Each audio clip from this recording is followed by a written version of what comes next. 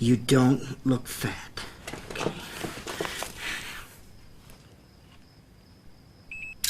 Pour finir, je ne pouvais pas continuer à vous parler de grands films sans sombrer dans la syncope. Du coup, je me fais une joie non dissimulée de vous présenter la sempiternelle bousasse de la semaine qui, dans les limites de ce qu'elle prétend être, et j'insiste là-dessus, s'avère une petite surprise.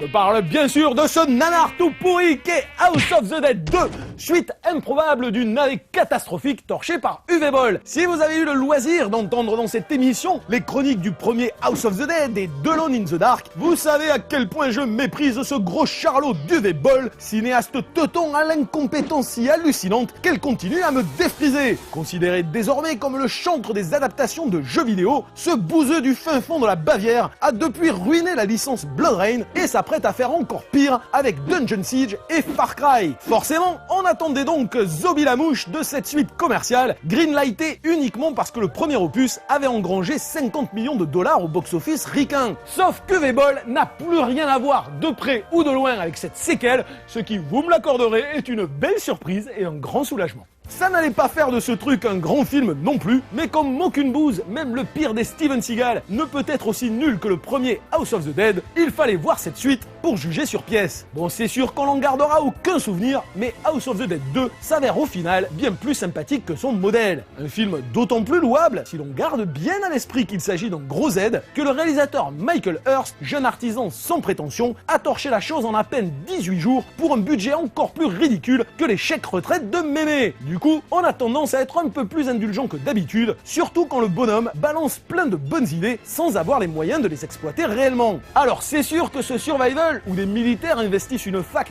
gorgée de morts-vivants et tournés avec les pieds, que les zombies courent comme des poules, ce qui à la limite me fait encore plus peur, que les acteurs sont à peine plus doués que nos diplômés du cours Florent, et que les scènes d'action se débattent avec 3 pétards mouillés. Mais bon, le rythme est plus soutenu que dans le premier opus, des effets bien gore viennent nous éclabousser la tronche, le grandiose Sid Haig fait une apparition bien ridicule et le réalisateur s'autorise quelques passages déviants ou réflexifs totalement inattendus. If we're lucky, zombie plague will end up as a footnote in the history books.